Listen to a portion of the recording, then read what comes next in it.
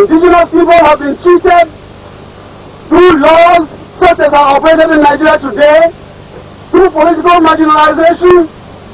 They have driven certain people to death. When the rope was tied on the neck of the minority rights and environmental activist Ken Saro-Wiwa to execute him in 1995, Ken found peace, while Nigeria received fury over the barbaric act. Everyone was shocked, angered over the crudity of the death penalty. There was a marriage of international force and national fury over what was described as judicial murder by the Nigerian state of the Ogboni Rights Crusader.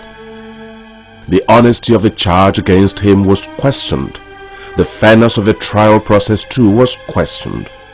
Question 2 was the resultant death sentence passed on him and 8 others.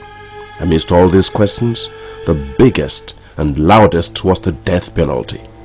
From his arrest, trial, conviction, and ultimately to his execution, Ken's encounter was shrouded in big controversy. It was a controversy fired by the debate on the right or wrong, good or bad, propriety or barbarism of a blood-for-blood judgment. Ken was accused of complicity in the murder of 4 of his kinsmen, to which he maintained his innocence. The Nigerian state insisted he must die because that is what the country's laws say. Ken said, "Good night." If I had died the day after that, I would have died a very happy man indeed. Physically extinguished, but spiritually kept flaming. A hero, a martyr. We have arrived at one of the greatest moments of the history of our nation. Former head of state, retired General Yakubu Gowon, who now prays for Nigeria besides other sundry duties as a statesman. He cheated death. Gowon might have gone beyond in 1976 if he had faced the special military tribunal that tried coup plotters over the attempted overthrow and assassination of General Murtala Mohammed. But he was saved by distance and an outright refusal by the British government to extradite him. Thus, he escaped a trial whose penalty carries a capital punishment. According to Shakespeare, Shakespeare said, "All the world is a stage, and all the men and women merely players. They have their exits and their entrances." Are you very happy to be back home? I've never been unhappy in my life. Never. And is today a special day? Every day of my life is a special day. Thank you very much. Every day of my life that I'm alive. From the jaws of death to the horseback of glory, President Olusegun Obasanjo rode through the valley of death to ascend political prominence as the President of the Federal Republic of Nigeria. He had been implicated in a coup against Nigeria's most notorious regime of late General Sani Abacha. The Special Military Tribunal shall have jurisdiction to try any person. Also lucky was General Abacha's former deputy, Lieutenant General Oladipo Diya, along with some top military officers like Major General Abdul Karim Adisa and Tajuddin Olanrewaju, as well as some other senior ranks in the Nigerian army, accused of coup plotting, a treasonable offense, tried and convicted. Their dinner with death was already prepared before fate intervened to spare their lives. In the past, people were not this lucky. The military were as totalitarian in defining death offenses as they were absolute in their execution.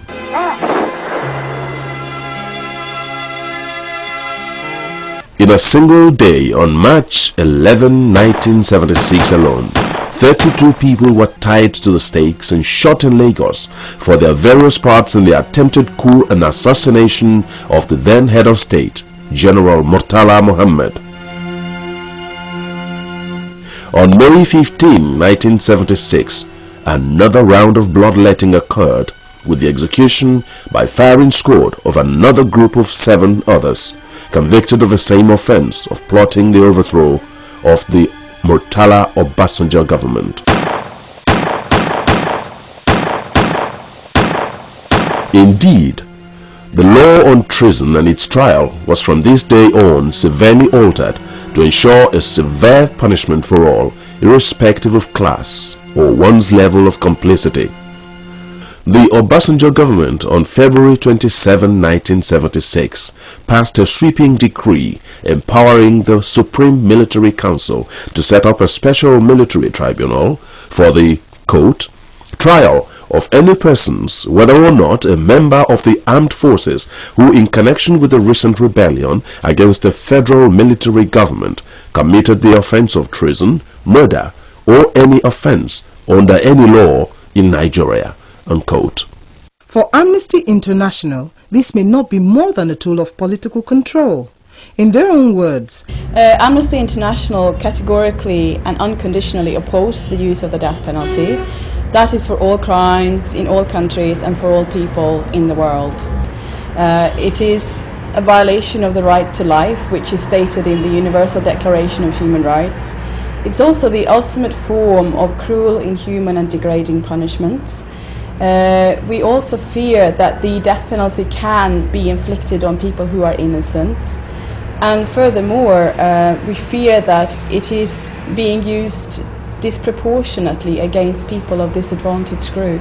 Certainly, if the intention was that the harsher the penalty, the more deterring it would be for the malcontents to want to overthrow the government, history has taught this to be a misplaced view. Cutting heads off has not bothered minds from contemplating. We see coup in two perspectives. At times, the people that gather together to initiate the coup, they come in good motive. Probably they want to rescue their co-citizens from the hands of the people that are just misusing power and things like that. So they want to rectify things. So they may now say, okay, they want to come in and just do things, normalize things. But in the other perspective, you may see coup as robbery. So if a robber or robbers engage in their, what do I call it now? In their action, what do you think they do? If you don't release what they want at that factor, then they know that already they have gone against the law already. So, but they want that thing that they are gunning for. So if you don't release it, they want it by all means. So they can gun such one down and kill the person. So the same thing, it's the same way it is with coup. Some people may commit crime out of need, deprivation. There's no food to eat, and they need to survive. As a result of which, well, they have to go into some kinds of criminal activities, like stealing, burglary, and so on and so forth, in order to keep alive. Then others, as a result of maybe anger or provocation, okay, their emotion, they feel that society has been unjust to them, or they feel that somebody has wronged them, they feel that somebody has not been good to them, as a result of which they revenge. Okay, so there's the issue of vengeance, there's the issue of jealousy, there's the issue of envy, then there's the issue of anger, which is vested on someone else. So all of these emotions are capable of making the individual irrational and therefore to commit a criminal activity. From treason to murder, armed robbery and to drug trafficking, death penalty had seemed to be a Nigerian capsule with no curative effect. Capturing this position, Amnesty International opined that thousands of prisoners convicted of drug offenses have been executed around the world. The motive for using the death penalty is that it will deter drug traffickers more effectively than other punishments. But despite thousands of executions, they further argued that there is no clear evidence of a reduction in drug trafficking, which could clearly be caused by the threat or use of that penalty. Before 1970, for instance, armed robbery had only carried life imprisonment as the maximum punishment.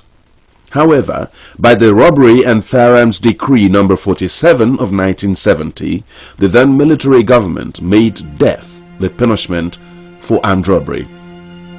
Public spectacles of punishment were made with public executions of the convicted wrongdoers.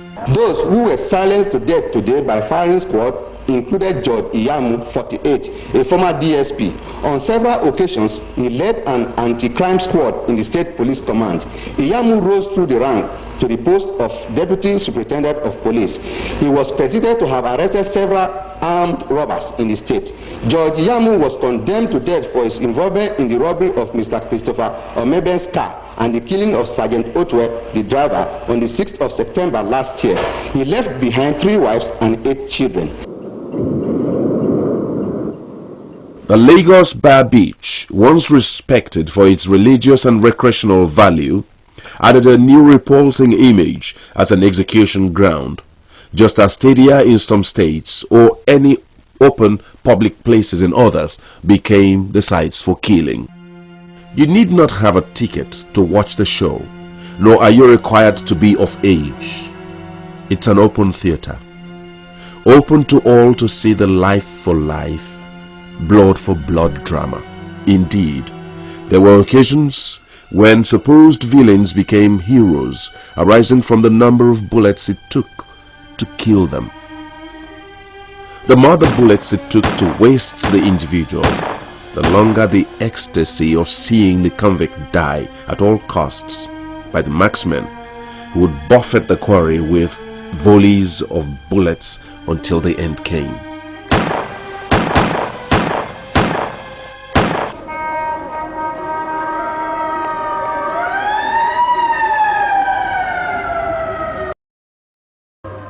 The irony, however, is that despite the over 30 years of the law prescribing death to all convicted armed robbers, armed robbery has simply refused to die.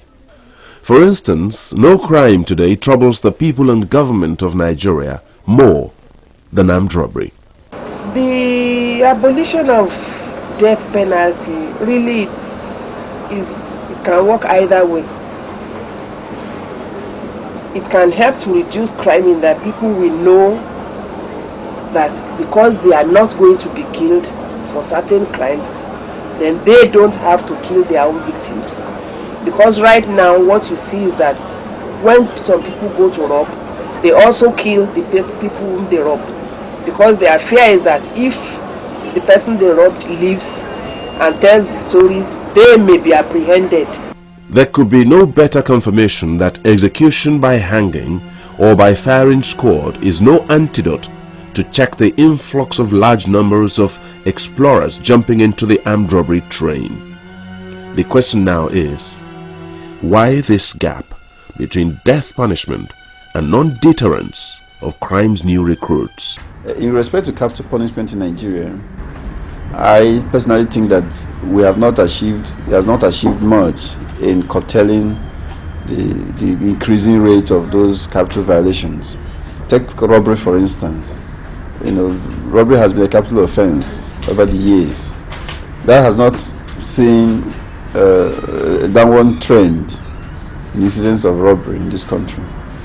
I think what is important is that there should be more attention on apprehension of offenders rather than punishment, because people will be deterred from committing offenses when there's fear of apprehension rather than the fear of whatever punishment will be meted when they are arrested. The school of thought that supports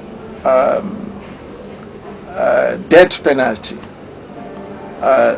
is of the view that once public execution is carried out, it will shock the psyche of the individuals, particularly those watching, as a result of which it will serve as a deterrent to them.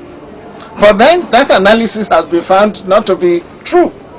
Now there were cases, particularly in those days of Oyenusi, Shola Folonsho, when there was a public execution at the Bar Beach. While that public execution was going on, there were people in the crowd who were pickpocketing.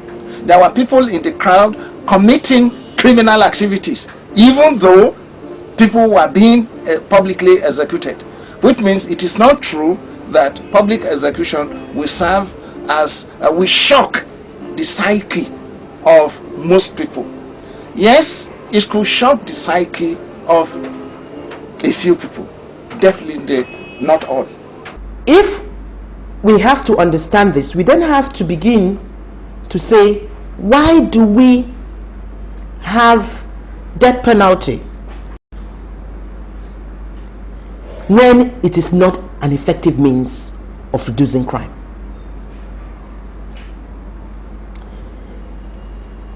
One, basically, is the fact that many times it is very political and it's very simplistic for people to think that it should buy them more votes, for people to think that the fact that you makes a crime or enhances or implements the maximum sanction to a crime means that you are taking that crime seriously, and therefore nobody will be committing that crime. And that is completely erroneous. So if we try to link results of research and evidence of what we know from the field with what we should be doing, simply the key thing would be to abolish death penalty. Opera has to its credit the hosting of a billboard, asking the rationale behind the issue of death penalty, to a lot of Nigerians, particularly those whose responsibility affects the issue of making policies that concerns these people on death penalty. That we feel is a permanent way to attract attention to the question of death penalty. At a particular point in history, nations are compelled to take an introspective look at her laws to see if they help the course of her development.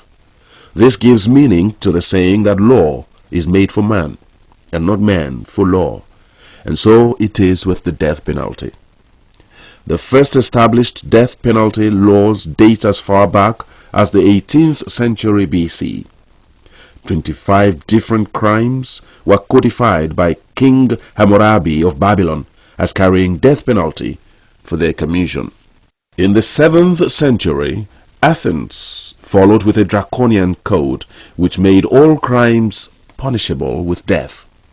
The manner of carrying out death sentences would have made the modern world flinch. Death sentences were carried out by such means as crucifixion, nailing people to the stake, drowning, beating to death, burning alive, and impalement. In the 10th century AD, Britain chose hanging as the usual method of execution. The policy was, however, put on hold by William the Conqueror, who would not allow hanging or any other form of execution for any crime, except in times of war. But by the 6th century, the relief ended. Killing resumed under the reign of Henry VIII. It was estimated that as many as 72,000 people were executed during this time. Not only that, the old methods were revived, new ones were even introduced. Some of the new inventions were burning in oil, burning at the stake, beheading, drawing and quartering.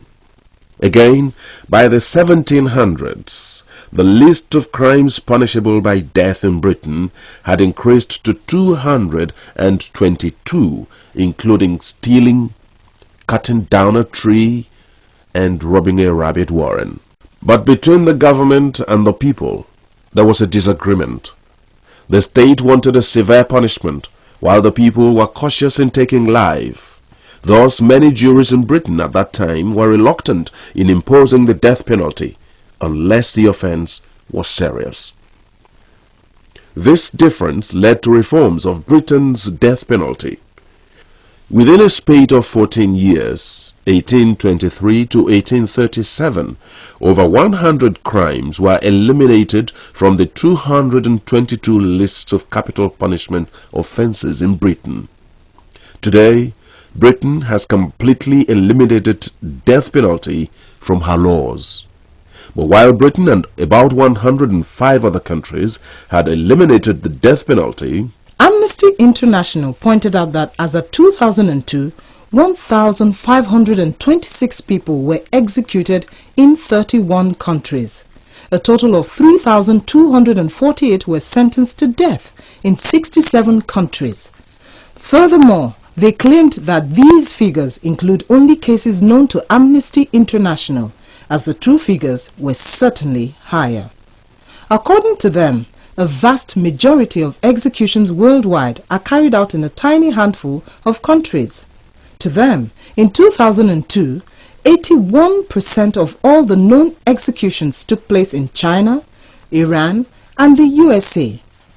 Every sovereign country reserves the right to independent thought and action. Nigeria's death penalty law is derived from her British colonial master, though shaped later by excessive military and religious sentiments. As far as Islam is concerned, Islam has prescribed capital punishment for those who willfully take life. So the maxim is life for life. Now, the Islamic legal system, however, has a lot of inbuilt mechanisms to prevent abuse. So I tell you, the position of Islam on death penalty is not negotiable because it is divine. It has its roots in the Quran and the Sunnah of the Prophet sallallahu alaihi wasallam. Islam prescribes it in extreme cases. Thou shalt not kill. That is the law of God, my brother. That is the law of God. Thou shalt not kill. Why play with God? Why? We sin and God forgives. Forgiveness is the prerogative of the Creator. He is the only one who forgives. Now, as human beings, we could pardon. We could also relatively forgive. That is, you don't exact a retribution. But we're talking here of a divine law. We can know better than the lawgiver, the lawmaker, Allah Tabaraka wa Ta'ala, who has prescribed that there should be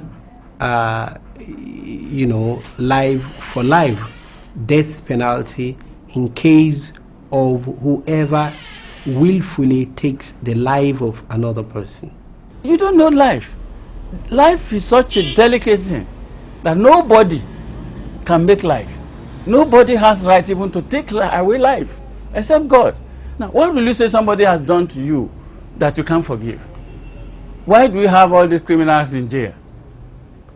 Why when an armed robber is caught, for example, you put him in jail or you slaughter him as you slaughter a chicken? Are you the owner of life?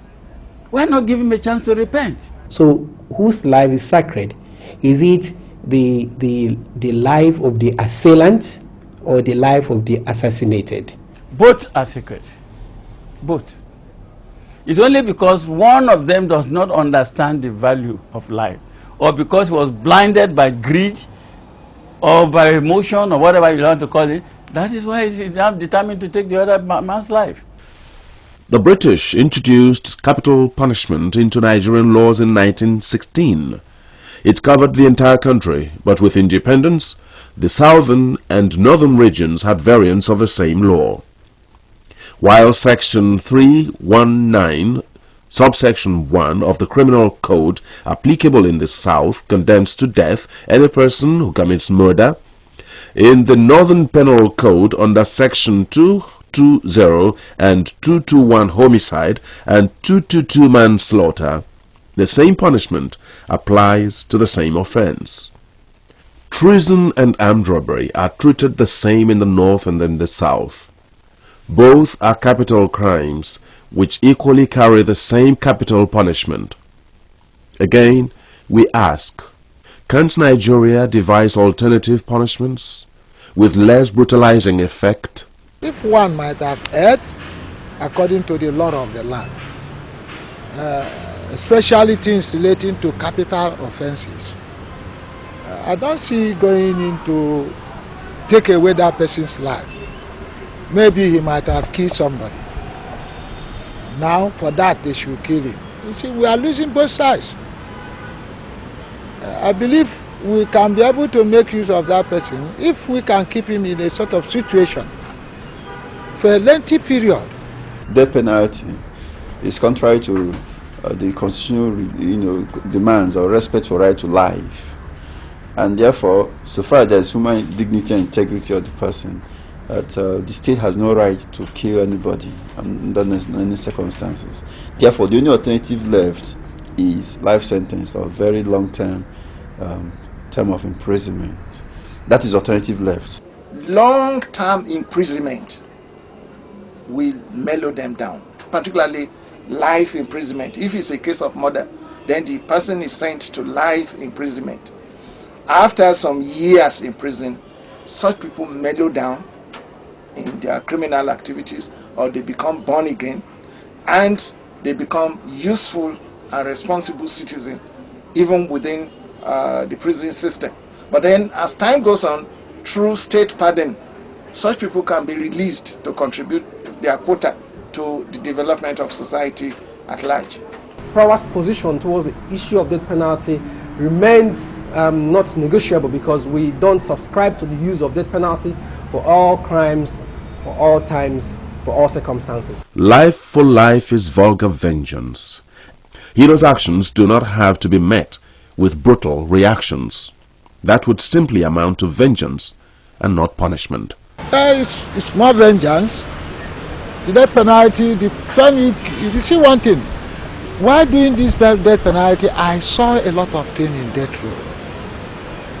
I noticed people who are dead, who were executed innocently. The issue of trying to say, let's kill them, you are actually saying, let me provide a disposition measure which is irrevocable. What if there was an error? You know the fact that our criminal justice system is not flawless. We know of factors and instances where people who have committed absolutely no crime have been wrongfully imprisoned. If there was an error, what do you say? Can you effectively compensate for that loss? You don't just waste life. It's a wastage. You don't waste life the way they are doing it now. In Islamic law, the maxim is that it is better even to discharge the accused than to miscarry justice. Forgiveness, that's to err and let an accused go in case of death penalty is even much better than to, miscarry justice and sentence an innocent person to death. Families and survivors, or families of victims, do not even want those extreme sanctions. What they just want is a justice system that recognizes their importance, that recognizes their view, that tries to rehabilitate them and to compensate them in whatever means, not necessarily retribution for the sake of retribution, but to provide an environment which it would promote transformation and healing.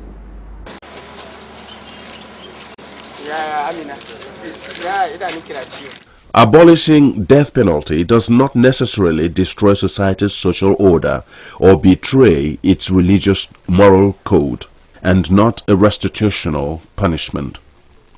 Amina Lawal is alive today to tell her story. If she had been stoned to death, there would not have been that lifelong education to learn from, nor would she ever have been in a position to teach anyone who cares to listen the instructive lessons on chastity. You see a whole man going in to die, he will be shouting, "I'm innocent." He will be calling the Almighty, "I'm innocent, I'm innocent," till he died. What do you think it is? And you will see somebody who has committed offense. He will be going to die. He will say, "God, I have committed this offense, but pardon me." And he will die.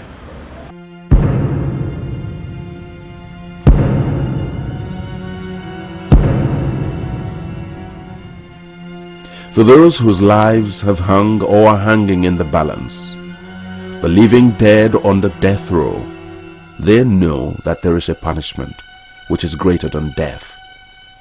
Death is instantaneous, a physical death, a vengeance, a quicker way of elimination. But incarceration is not.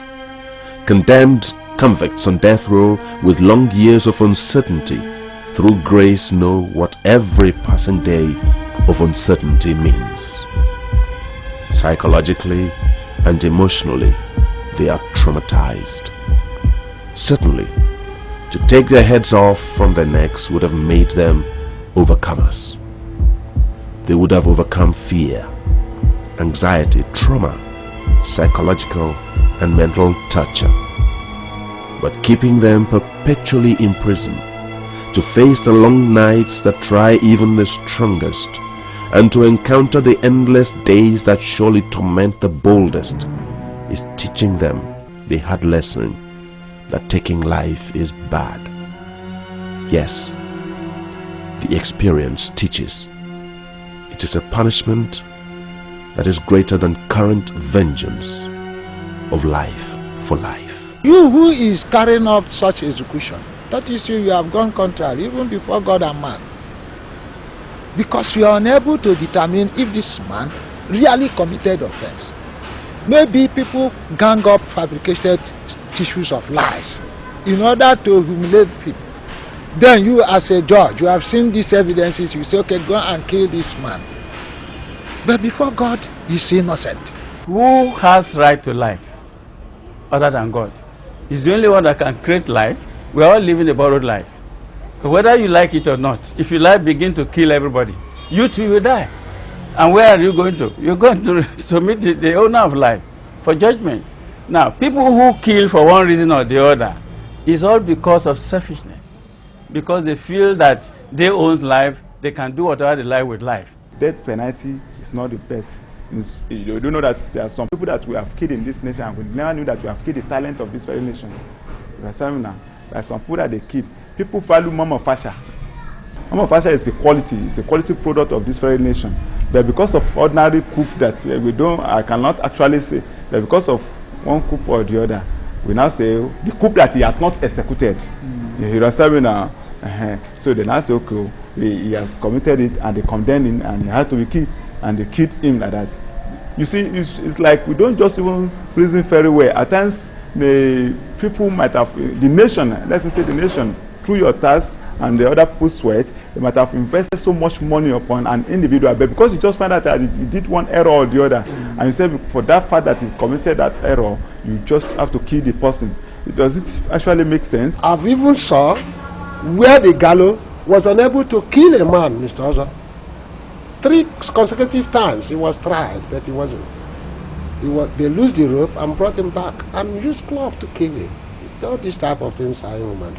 2 brothers, Silvanus and Monde Aneyagu, both from Imo State, were convicted for robbing one Juhari and his driver of 285 naira and a Peugeot 504 saloon car with registration number BD 8455BD along Bini Ore Road on the 26th of December 1981. When a punishment fails to curtail or contain a crime, certainly a new exploration of truth is required. If the Nigerian government, on the recommendation of the National Study Group on the death penalty, will not consider abolition of the death penalty, then we would still urge for a long-term abolition and in the meanwhile a moratorium to be in place on all pending executions. If laws such as this issue of the death penalty, which we have all seen, has not for any reason deterred crime in this country, I think then there is a need for us to begin to amend or if possibly abandon such a laws in our country. What we think we decrease violent crime. If there's high punishment for possession of firearms, because violent crimes is associated with drugs and small arms. And since the small arms and drugs are not in the same category as robbery, for instance, but abolition of death penalty on robbery will not in any event influence the rate of crime. I don't think so. The activities of power towards the issue of death penalty can be captured under 2 sub-themes. The first sub-theme is campaign and advocacy, and the second is direct practical support to those who are already condemned and sentenced to death. Now, under the campaign and advocacy, PROA has, in conjunction with other organizations, particularly the International Conference on Penal Abolition, organized an international conference to deliberate on the issue of death penalty under the auspices of our African Transformative Justice System. Now, preceding that conference, PROA had equally organized a policy makers panel conference in Abuja. Now, the policy makers conference had as its participants members of the National Assembly, both houses of the legislative chamber, and as well top hierarchy representative of the Nigerian Prison Service and the Nigerian Police Force, and as well some members of the civil society. Now, part of the deliberation or resolution that emanated from that conference was the call for a moratorium on the issue of death penalty.